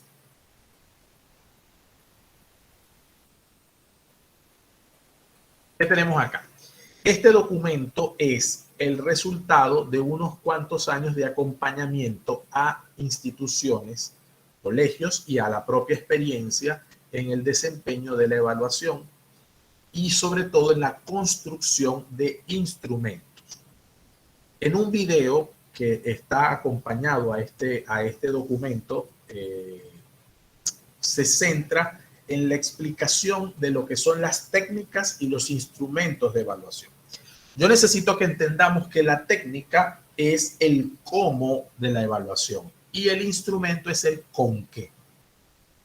La técnica responde al cómo porque lo puedo hacer de forma oral. Eso es la técnica. Ahora, el instrumento es el que me va a valorar la actividad oral, bien sea una prueba oral, que ya estamos hablando de instrumento, bien sea una charla, bien sea un debate, bien sea un conversatorio, bien sea un diálogo, para los que enseñan inglés, que hacen muchos diálogos, ¿sí? Eso es oral. Entonces, la técnica es de evaluación oral. Y después se discriminan el con qué, es decir, dónde asiento la valoración que hago oral, escrita, mixta, práctica, tipo ensayo, ¿sí? O de trabajo de campo, donde existe también la observación. Entonces, un docente de preescolar, su principal técnica de evaluación es la observación. Pero esa observación requiere evidencias. Entonces, su observación se va a instrumentos donde toma nota de eso que observa, que puede ser un diario de campo, que puede ser una bitácora, que puede ser una lista de cotejo, que puede ser una escala de estimación o una escala de valoración, ¿sí? Entonces, en este documento yo presento, espero que sea lo más claro posible, algunos aspectos que me voy a permitir comentar para ir haciendo síntesis de todo este trabajo que hemos hecho en estos 3 días y que culminaremos mañana, si Dios quiere. La evaluación es el proceso fundamental de la pedagogía que permite valorar el aprendizaje desde lo planteado en la planeación didáctica. ¿Sí? Esto lo he dicho por activo y por pasivo. La evaluación no es tan importante si antes no hemos innovado en el aula. Un poco en atención a lo que hemos respondido en las preguntas anteriores. Con las garantías que tanto la institución ofrezca las herramientas y los recursos apropiados, así como la disposición del docente en el diseño, ejecución y evaluación de estrategias novedosas. Cuando el aula se convierte en un espacio de creación y construcción del conocimiento, entonces se podrá comprender el cambio que exige la evaluación. Es decir, que si sigo dando clases como hace 20 años, yo sigo evaluando como hace 20 años. Si yo introduzco estrategias distintas en la clase, no puedo seguir evaluando como lo hacía hace 20 años, porque estas nuevas estrategias me exigen nuevas habilidades, nuevas técnicas y por lo tanto nuevos instrumentos. La evaluación responde directamente al tipo de planificación. Por ello, la planificación, debe responder a la forma como planifiqué, no a lo que se me ocurra al final. ¿Esto qué significa? Si planifico por objetivos, me centro en los contenidos. Por tanto, mis técnicas e instrumentos de evaluación se basan en la verificación cognitiva y a veces procedimental de dichos contenidos. De allí las pruebas eminentemente teóricas, de memorización a veces y de poco alcance significativo. Esto no quita la importancia de la prueba, del examen, pero sí reduce su alcance. Es decir, la prueba, el examen me sirve, pero es parcial, es limitado. Hay otros aspectos a los que no voy a llegar con un examen escrito objetivo. No va a llegar. Por eso, así como digo una cosa, digo otra, las universidades ponen pruebas objetivas de acceso y ya muchas están haciendo entrevistas, porque es que la prueba no me dice todo lo que el estudiante sabe cuáles son sus actitudes no me los dice, me dice mucha información, pero no toda. Por eso las universidades están recurriendo a las entrevistas. Si planifico por competencias, el centro son las habilidades. Por tanto, mis técnicas e instrumentos de evaluación se basan en la verificación conceptual, porque sí debo conocer, procedimental debo hacer y actitudinal debo ser y saber convivir de dichas habilidades. Con lo cual, además de privilegiar la memoria, profundizo en las evaluaciones que se aplican al logro del pensamiento crítico y creativo. Asimismo, conecto con otras áreas de conocimiento para trabajar procesos más complejos. Después integro el concepto de los indicadores de logro. Ellos conectan, por supuesto, su objetivo de aprendizaje con lo que pretende resolverse, incluso cuando tengo estudiantes con necesidades educativas especiales. Por lo tanto, sea cual sea la técnica o instrumento, mis criterios deben estar claros y asociados al indicador de logro o a los indicadores de logro. Los criterios deben ser conocidos previamente por los estudiantes.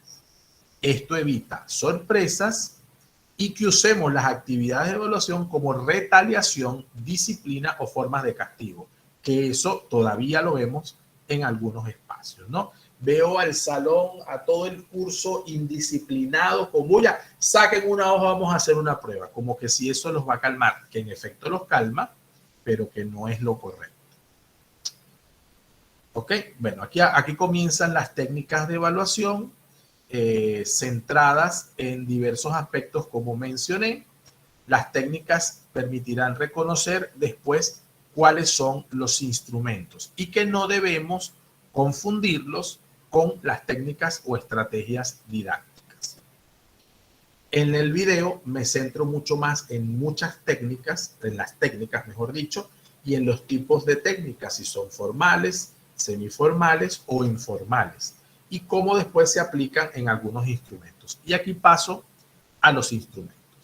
Las pruebas escritas o exámenes escritos, que son las pruebas tipo test, que usan reactivos objetivos o estándares. Las pruebas tipo ensayo, que son escritas, pero que no son iguales a las pruebas de desarrollo. Y las pruebas, diferenciando, estos tres tipos de pruebas. La escrita, tipo test, que tiene pruebas de preguntas de respuesta cerrada. Las pruebas de desarrollo, que son de respuesta abierta, pero que además pueden ser conceptuales. Explique el proceso de factorización. Eso es una pregunta teórica. Se desarrolla porque lo va a ampliar en una redacción, pero él no ofrece sus propias ideas, ¿sí? Él parafrasea, ¿vale? Pero él explica el proceso de factorización desde principio a fin. Eso es una pregunta de desarrollo. Una pregunta de tipo ensayo no es solamente de desarrollo, sino en todo caso, ¿cuál de los procesos de factorización consideras que es el más oportuno y por qué? Tiene que saber cuáles son los procesos de factorización, los tiene que haber desarrollado para poder responder tipo ensayo, cuál considera que es el más oportuno y por qué. ¿Sí me explico? Entonces, aquí hay una mediana diferencia entre una prueba eminentemente de desarrollo, que puede ser teórico o práctico, y las pruebas tipo ensayo, donde usted le permite al estudiante presentar sus propias opiniones, sus reflexiones y su análisis crítico, ¿sí? Hay quienes confunden la prueba tipo ensayo con una prueba de desarrollo. Entonces, le pongo 4 preguntas abiertas, ¿sí? Eso es una pregunta tipo ensayo. No. La prueba tipo ensayo es donde el niño, el estudiante, ensaya, donde él expresa sus ideas sobre una temática que previamente ha leído o que debe saber o que trabajaron en clase, usted le explica en las instrucciones. Esa la usamos poco porque hay que leer mucho, ¿verdad? Pero yo también puedo limitar los ensayos a una cantidad de párrafos, a una cantidad de líneas, y lo puedo hacer de esa manera. Como también puedo hacer una prueba de desarrollo colocando actividades prácticas como agregar un mapa, generar un esquema, hacer una infografía, son actividades prácticas. Las pruebas de desarrollo deben tener unas escalas, bien rúbrica o bien estimación. Por ejemplo, yo hago preguntas abiertas en mi examen escrito y ya estoy hablando de una prueba mixta, es decir, que tiene preguntas de selección simple, de completación, que aquí le llamamos llenar espacio, de pareo, ¿sí? O coincidencia, de jerarquización, todo eso está descrito en el documento más abajo. Esas son preguntas objetivas, es decir, su respuesta es única. Sea Pedro, sea Juan, sea Santiago, tienen que dar la misma respuesta para que esté correcta. A veces hacemos pruebas mixtas, ponemos estos tipos de reactivos o preguntas a preguntas de desarrollo. Las preguntas de desarrollo deben tener criterios propios de solución y de evaluación. Por ejemplo, dibuje las partes del proceso, no sé, del ADN, de los componentes del ADN. Ilustre y explique los componentes del ADN, por poner un ejemplo. Eso tiene que tener criterios propios de evaluación. No basta con decir vale 10 puntos. No. ¿Cómo se dividen esos 10 puntos? ¿Sí? 2 puntos son para cada una de las partes, por poner un ejemplo. 1 punto por el dibujo. 2 puntos por colorear el dibujo. 3 puntos por la identificación correcta de los componentes del ADN. ¿Qué sé yo? Usted esos 10 puntos los subdivide y establece cuál es el valor. Eso genera mayor confianza objetiva, de esa que pretendemos que sea objetiva, en la estructura de cómo organizo mi evaluación. Lo cierto del caso, en resumidas cuentas, es que se requiere claridad en lo que estoy evaluando y para qué. A propósito de eso, cuando hablamos de las observaciones, que es una técnica, pues tenemos algunos instrumentos como la lista de cotejos, escala de estimación o rúbricas. También damos un apartado importante a los proyectos y a la mal concepción de que el que hace proyectos entonces pasa mejor, tiene mejor nota. Bueno, ¿y por qué tiene que tener mal nota? La primera pregunta es esa, ¿no? O sea, ¿cuál es el problema que tenga buena nota? El problema central no es que al final aprenda, o es que yo aparezca como buen profesor porque tengo mucha gente con baja nota. Eso me hace ser más difícil y exigente. Un poco los criterios que usamos el día lunes, ¿verdad? Los proyectos no se mezclan. Bueno, eso también lo he hecho porque en algunos planteles he ido observando que los profes mezclan un proyecto de aula con un proyecto de investigación. Sobre todo los que son del área científicas que hacen proyectos con el método científico. Eso es un proyecto de investigación y está buenísimo que lo apliquen, pero eso no es aprendizaje basado en proyectos. No. En todo caso, es una metodología más cercana al aprendizaje basado en retos o al aprendizaje basado en problemas. Eso sí tiene más sentido, pero el aprendizaje basado en proyectos es otra cosa. ¿Ok? Puede surgir de una problemática, quizá, pero más allá de eso tiene otros conceptos y otras aplicaciones. Entonces, a veces lo confunden. Vamos con, bueno, algunos proyectos, las evaluaciones formativas, las evidencias de la evaluación a partir de criterios, y aquí empiezo a explicar los reactivos. Selección, hay selección simple, selección múltiple, qué aspecto desarrolla y cuál es el grado de complejidad.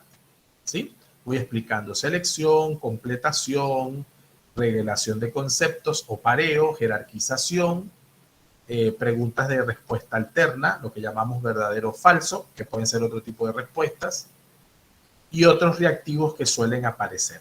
Quiero mostrarles los anexos para establecer claridad.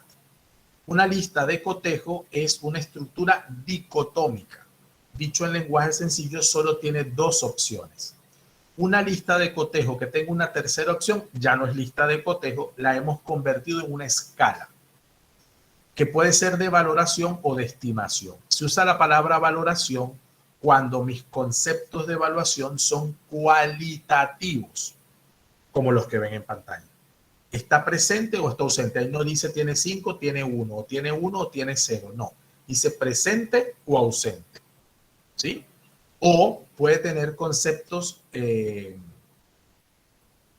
cualitativos como logrado y no logrado. Ahí no hay nota. Solo dice logrado o no logrado. Eso es una lista de cotejo. Cuando yo digo, por ejemplo, logrado con apoyo o no logrado, lo estoy convirtiendo en una escala de valoración, porque los valores son cualitativos. Estimación sería 3, 2, 1. Te pongo 3, o en este aspecto te pongo 2, o en este aspecto te pongo 1. En cualquiera de los casos, si es numérico, es una escala de estimación. Y si es cualitativo, es una escala de valoración. ¿Ok? Estimación, números, valoración, conceptos. ¿Sí? Entonces, una lista de cotejo es de 2 elementos no más. Suele utilizarse mucho cuando yo aplico técnicas relacionadas con la observación. Presente o ausente. ¿Lo logra o no lo logra? ¿Lo logra o lo logra con dificultad? ¿Está logrado o está en proceso? Solo son 2 opciones, no más. Aquí voy con la estimación numérica cualitativa, porque yo puedo tenerlas en mixtas, ¿no? Entonces, esto es una escala de estimación. Prevalece lo numérico. Cuando hay números, se hace numérica de estimación, ¿vale? Pero le puedo agregar cualitativa. Por ejemplo, tiene 4 porque está presente y elaborado con todos los aspectos técnicos solicitados. ¿Sí? Esto es una escala que yo utilizo en la maestría, en donde enseño evaluación de los aprendizajes y la coloco para que hagan un banco de instrumentos. Ellos hacen unos instrumentos y yo se los evalúo para saber si están correctos o no. Entonces, al evaluar cada uno, bueno, hace una prueba escrita objetiva, tiene presente, está presente, o sea, la hizo y además la elaboró con todos los aspectos técnicos solicitados, tiene 4 puntos. ¿Sí? Es numérica y cualitativa. Es decir, que si pongo 4, no fue porque a mí me provocó, sino porque la hizo y además la hizo con los aspectos técnicos solicitados. Y si quiero algún elemento de retroalimentación más efectivo, tengo observaciones y recomendaciones específicas al final. Si no hay recomendación, no la hay. Si no hay observación, no la hay. ¿Está bien? O sea que tengo el espacio para hacerlo, pero no es que siempre tiene que haber una retroalimentación, al menos para decir que lo hiciste bien. Bueno, hago una sola. Si tiene puro 4 allí, puro 4, felicitaciones, buen trabajo, esa es mi realimentación. Y lo tengo en un banco de frases que me pueden servir. ¿Vale? El modelo de rúbrica debería ser este, que en todo caso lo que marca son niveles, pero ahí no hay nota. Ahí sencillamente es una estructura que me muestra el alcance de la elaboración en este momento de un video educativo. Se ajusta al tiempo establecido, excede o está por debajo de 3 minutos del tiempo establecido, excede o está por debajo de 5 minutos del tiempo establecido. No he dicho si me gustó, no he dicho si está feo, si está malo, si lo hizo en Vimeo, si lo hizo en Vimeo, si lo hizo en YouTube Studio, no. Se centra en la duración. Estos criterios los conoce el estudiante antes de hacer el video, con lo cual él sabe cuáles son los criterios para ser evaluado y los niveles esperados. Entonces, si yo te digo que en contenido te hago una realimentación en el nivel 1, es que no incluiste los puntos temáticos que te sugerí e hiciste un uso inadecuado del lenguaje, o en uno o en otro, o en los dos.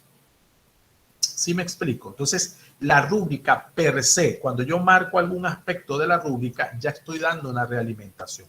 Por eso la rúbrica es, por antonomasia, el instrumento más adecuado para una efectiva realimentación, porque no tengo que inventarme qué le voy a decir, es que ya lo preestablecí. ¿Sí? Puede que algún caso requiera alguna observación adicional, pero de los 40, 1, 2, 3, no los 40. ¿Está bien? Sobre todo porque en la época que vivimos, muchas veces se nos va a preguntar el porqué de esa nota, por qué obtuvo eso y no esto otro. Bueno, esto tienen que ser nuestras evidencias para argumentar y soportar nuestras decisiones pedagógicas. Porque si no, sí van a decir que la tenemos agarrada con el muchachito. Sí lo van a decir. Y lo seguirán diciendo. Esto es una valoración de una presentación oral que fue creada para un colegio que la utiliza en todas sus áreas. Y la pueden usar ustedes sin problema, ¿ok? Y la pueden editar. Bueno, si la quieren usar, la pueden copiar mientras sirva para realmente centrar los criterios de una presentación oral y que no que cada quien vaya por su cuenta. tiene bastantes criterios y fíjense que dice no aplica. En este caso no te estoy evaluando la pronunciación, ¿sí?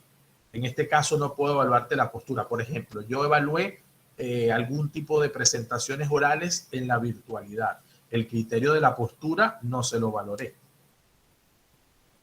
Entonces, el criterio no se evalúa en la actividad. Eso es lo que marca. No hay puntaje, no hay criterio, no pasa nada. Está bien. A ver, ¿qué hay preguntas por aquí? ¿Alguien ha levantado la mano? Profesor iluminado. Cuénteme. Abra su micrófono, por favor.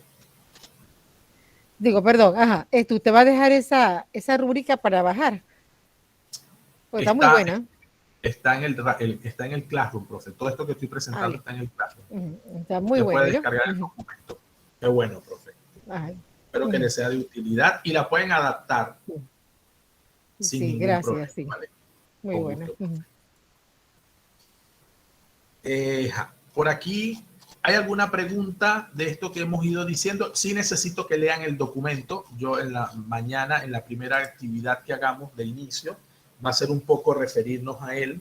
Si hay alguna duda, alguna inquietud, algo que deseen que se amplíe, que se aclare, porque ahora les voy a dar tiempo para la lectura. ¿Ok?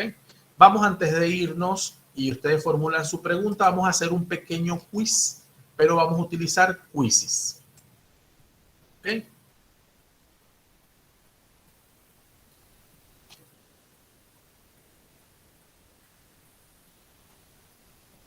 Vamos a trabajar quizzes. Los que no han trabajado quizzes, no se preocupen. Ya les voy a decir, es todavía más sencillo que Sócrates. Voy a asignar, iniciar una prueba en vivo, clásica. Vamos a trabajarlo en equipo. Continuar. Y yo les voy a dar un enlace.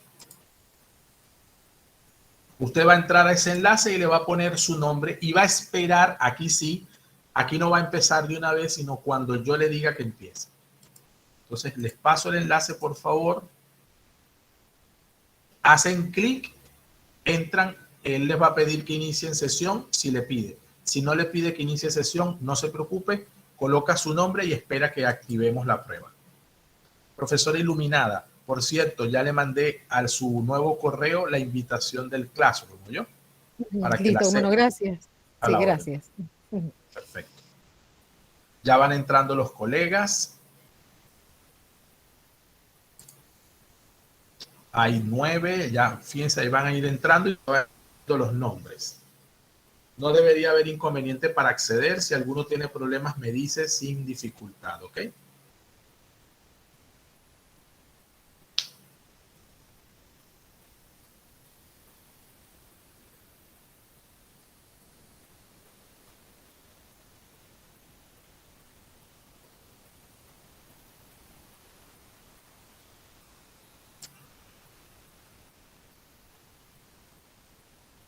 Tienen que esperar.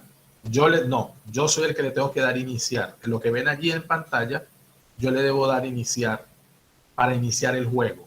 Pero una vez que se inicie ya no pueden incorporarse. Por eso estoy esperando un minuto para que los que estén a las 12:27 comiencen. Profesora Zenaida, cuénteme. Paso de nuevo el link. Pregunto, ya coloqué mi nombre, ¿debo darle clic a empezar?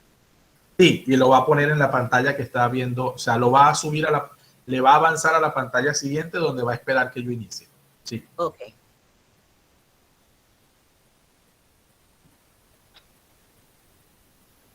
Gracias. A la orden, profe, con gusto. Ok, ahí va de nuevo el link, lo pasé yo, lo pasó la profe Elena, gracias, profe Elena. Excelente, profe Elena, así es. Hagan clic a este enlace y escriben su nombre y los lleva de una vez al equipo. Ese trabajo de pares está excelente, gracias, profe. Tenemos 82, 83. Eres la mejor, Lena, gracias, todos te queremos. Dice el profe Bernardo y yo me sumo. En serio. Muy bien, tenemos 86. UAP, profe.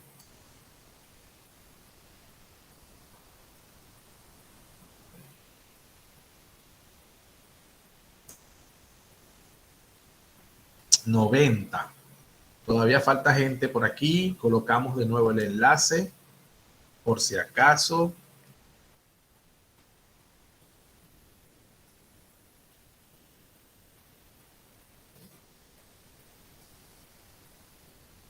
Una medalla de honor para la profe por el apoyo. Ahí va.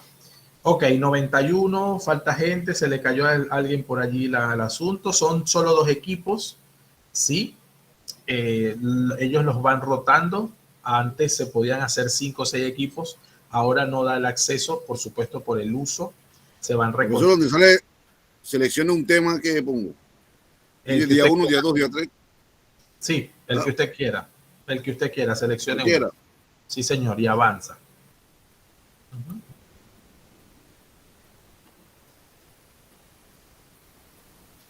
Bien, profes, voy a iniciar, voy a acceder yo para que veamos un poquito por si acaso alguien tiene duda.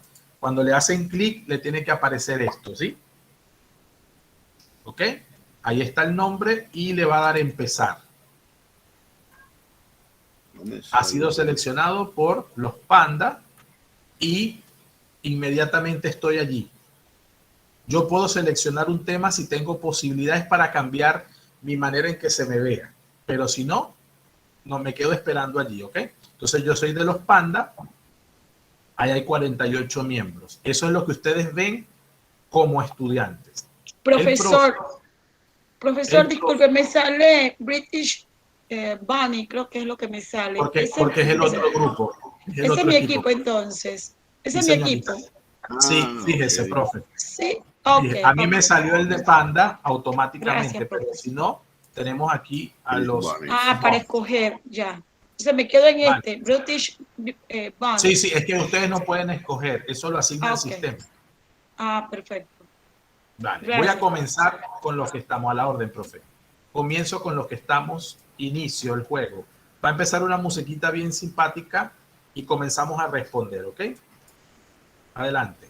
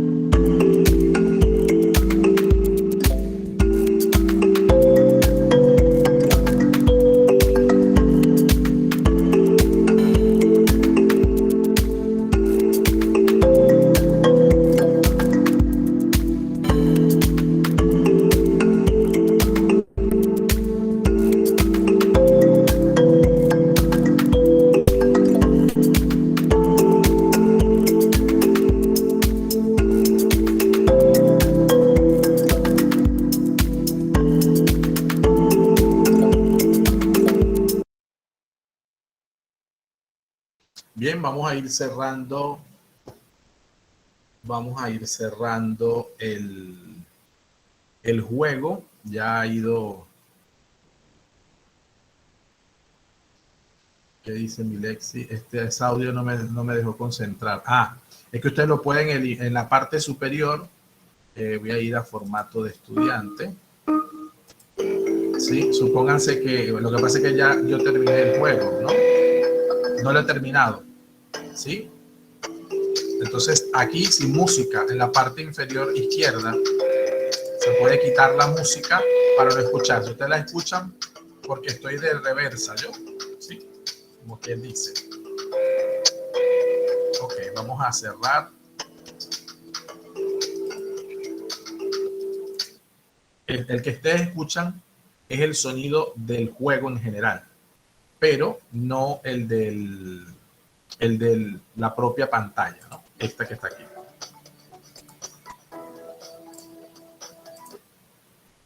Perfecto. Ok. Vamos a terminar la evaluación y a compartir resultados. La diferencia con vamos a ver, el ganador es los pandas. Dios mío, felicidades a esos pandas con 289.550 puntos con 48 participantes. Felicitaciones a los pandas. Era mi equipo porque ahí fue donde me ubicaron, no hay preferencias, pero quiero que esto quede claro.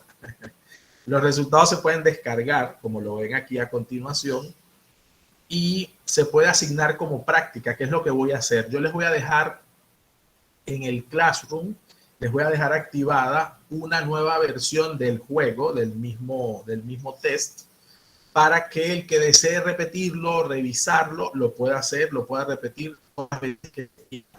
Eso también es parte de la evaluación formativa en entornos virtuales. Cuando el estudiante, mediante este tipo de herramientas, puede volver sobre ellos. Piense que con los estudiantes más pequeños, este tipo de herramientas les entrenó para hacer evaluaciones escritas virtuales y han dado buen resultado. Y eso que ya están presenciales en algunos colegios, en un colegio concreto, con los dispositivos acá, han respondido frente al docente. ¿Sí? Un poco por aquella variable de que el padre de familia ayudara un poco en casa. Y los resultados fueron muy positivos porque, me refiero a los pequeños, porque estaban entrenados para hacerlo. Los grandes era mucho más práctico. Vale, vamos a revisar rápidamente los resultados. Evaluación que permite conocer el grado en que se dominan determinados aprendizajes antes de iniciar el trabajo con ellos. Puede realizarse al comenzar un ciclo escolar, una unidad didáctica o al iniciar con un tema nuevo. Diagnóstica. Evaluación que orienta a partir de los avances y las dificultades de los alumnos durante el proceso, los ajustes en la estrategia de enseñanza con el fin de lograr las metas de aprendizaje. Formativa. Evaluación que suele aplicarse al terminar los procesos, considerando diversos aspectos para asignar una calificación mediante un valor numérico. Sumativa. Creo que con esa no había dudas. Evaluación que sirve para verificar el conocimiento adquirido en niveles anteriores de estudio. Evaluación inicial. Excelente. ¿Cuál de las siguientes recomendaciones no es la ideal para que la evaluación del aprendizaje se lleve a cabo de forma apropiada? Evitar combinar técnicas e instrumentos para realizar una buena evaluación. ¿Okay? Importante esos detalles. De las siguientes recomendaciones no es la ideal para que la evaluación de aprendizaje se lleve a cabo de forma apropiada. Evitar la mezcla. Son los tipos de evaluación que permiten la participación de los estudiantes, logrando así una metacognición en ellos. Autoevaluación, coevaluación, heteroevaluación. La evaluación es un proceso complejo que permite no solo calificar a los estudiantes, sino también conocer y valorar su rendimiento para poder orientarlos y guiarlos en su proceso de aprendizaje. Eso es verdadero. Instrumento de evaluación diseñado para estimar o medir el grado o nivel de conocimiento que tiene un estudiante, el cual ha sido muy utilizado para este fin, volviéndose el tipo de instrumento más popular, dejando de lado otros medios para evaluar los exámenes. ¿Sí? Que permite medir o estimar. La palabra medir o estimar está relacionada directamente con números. No pueden ser las rúbricas, porque las rúbricas no están asociadas a los números. Nosotros lo hemos asociado por práctica administrativa, pero no por la naturaleza del tipo de instrumento, ¿vale? Métodos para evaluar a los estudiantes, el cual consiste en prestar atención selectiva hacia determinados aspectos importantes de una situación o conducta de un sujeto o grupo. Observación. Bien. Esas son un poco las respuestas que hemos dado ante esto. Entonces, vamos a cerrar por ahora. No sé si hay alguna pregunta, algún comentario. Solo preciso el tema del portafolio. El día de mañana van a tener un espacio para crear su portafolio y convenientemente subir aquellos aspectos que pretendo que puedan incorporar. Si lo quieren avanzar desde ahora, no hay ningún problema. Ningún problema. Pero mañana yo les voy a dar un espacio de trabajo individualizado. Estamos conectados, pero cada quien va a trabajar en su área para que puedan trabajar el portafolio y pueda responderle preguntas que tengan en atención a ello. ¿Okay? Y también voy a dejar en el Classroom la posibilidad de que repasen esta evaluación que acabamos de hacer. Solo para que todos entendamos o manejemos el mismo lenguaje, no entendemos, todos entendemos muy bien. Hoy tuvimos la socialización de la rutina de pensamiento, que por supuesto, como lo hicieron en equipos, aparece entregada solo por unos cuantos, ¿sí? Basta con que usted le dé en su botón donde le da ver tarea, de marcar como completada. Ya está. Márquela como completada porque era un trabajo en equipo. Primer detalle. Segundo, en técnicas e instrumentos de evaluación tienen la guía, el guión que acabamos de analizar, que preguntó la profe Iluminada para su uso. Está aquí. Está un video de reforzamiento de 14 minutos que les pido que lo puedan observar porque preciso los tipos de técnicas, ¿sí? Y luego en la sesión 4 tienen los tutoriales para trabajar lo que deseen, Site o Sway para su portafolio. Aquí tienen otro elemento que es un cierre que hay para el tema de evaluación, pero que es un bonus de trabajo adicional. ¿Ok? Entonces, aquí en la sesión 3, les va a aparecer la asignación del, a ver, para verificar, aquí estamos hablando del mismo idioma, el video, el guión, la socialización. Aquí ustedes marcan como completada la tarea, porque el trabajo fue en equipo, y luego repito lo de los tutoriales. En la sesión encima de socialización, les va a aparecer para el que desee, les va a aparecer la actividad que acabamos de hacer de quizzes para que la puedan repetir todas las veces que deseen, puedan releer las preguntas y todo lo demás. ¿Ok? Preguntas, comentarios. A ver. Yo, profe. Profesora Iluminada, profesora Lisca. Le vamos a levantar la mano, profe. Ajá. Profesora Iluminada. Sí, yo. Oiga, bueno, antes de que te dijera que para enviar pues la tarea esa de la que acabamos de hacer el ejercicio, yo había cerrado y no puse enviar. Eso no quedó grabado, el nombre de uno. No. No, Usted puede volver a abrir usted puede abrir de nuevo el archivo y le da enviar, y si no va al Classroom, como está viendo en pantalla, le pone ver tarea y usted le va a aparecer el botón verde y ahí le da a marcar como completado. Bueno, cómo no, ya, gracias. ¿Vale?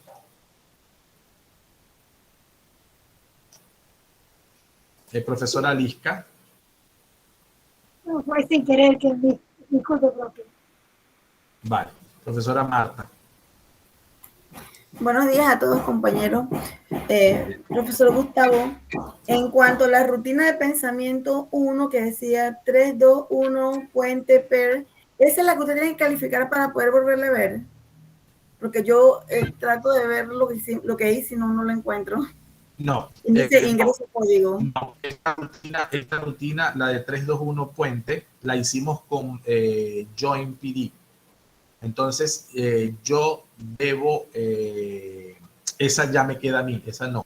Sería esta evaluación diagnóstica del SQA, que fue en equipos, que fue individual, perdón. Esa es la que van a subir. ¿Sí? De todos modos, en el portafolio que le va a aparecer en sesión 4 van a estar los documentos que tienen que subir. ¿Sí? Muy amable, profesor. Cómo no, profe. Placer. Profesora Hailey. Sí, el link para la asistencia. El link para la asistencia.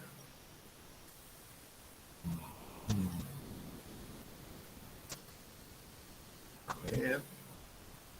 22. Bueno, el link lo hemos puesto, profe, se lo vuelvo a colocar por aquí en el chat para el que no ha firmado. ¿Algún comentario más o pregunta?